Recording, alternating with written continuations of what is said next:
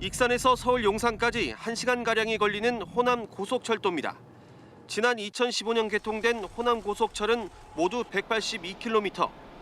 5년이 지난 지금은 제대로 관리되고 있을까? 호남 고속철도 지반 안전성을 연구한 최근 보고서입니다. 김제 지역을 지나는 호남 고속철의 지반이 10cm 내려앉은 것으로 나타났습니다.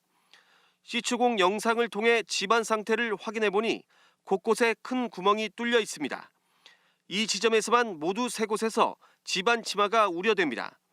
또 다른 지점도 7cm가 가라앉았고 철도 건설에 부적합한 흙이 쓰이기도 했습니다.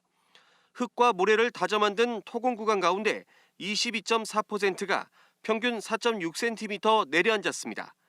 허용 기준인 3cm를 넘어섰습니다. 기준치의 5배에 가까운 14cm가 내려앉은 지점도 확인됐습니다. 지반 침하 문제는 단순한 문제가 아닙니다.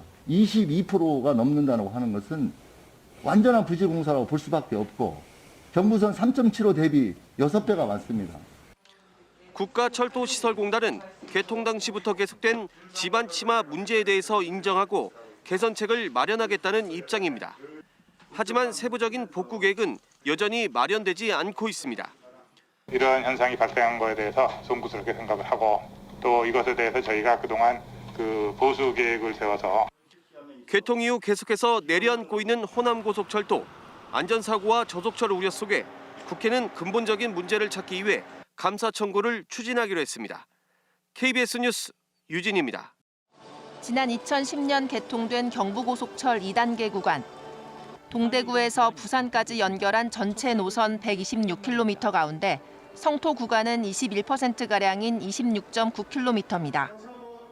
이와 달리 호남고속철도의 성토 구간은 전체 노선의 32.1%로 비중이 높습니다. 교량 같은 구조물로 철도를 건설할 때보다 공사비가 70%가량 저렴한데 10m 이상 성토가 이루어진 구간에서 지반 침하가 두드러졌다는 분석입니다. 게다가 성토에 부적합한 흙을 쓰는 등 전체 공사 구간 19곳 가운데 15곳은 설계 지침을 지키지 않아 공사가 부실하게 이루어진 정황도 있습니다. 이 때문에 경부고속철도 2단계의 경우 3.75%에 불과한 허용 침하량 초과 구간이 호남고속철도는 20%를 넘습니다.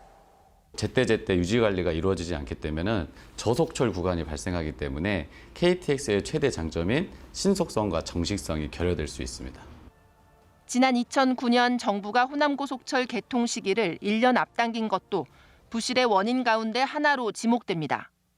철도공사, 철도공단, 시공사 등이 상호 연계하여 협조를 통해서 우선 중점 유지 보수 구간을 선정할 필요가 있습니다. 상대적으로 더 광범위하게 발생하고 있는 호남고속철 지반 침하 현상을 개선하기 위한 안전 조치가 뒤따라야 합니다. KBS 뉴스 한주연입니다.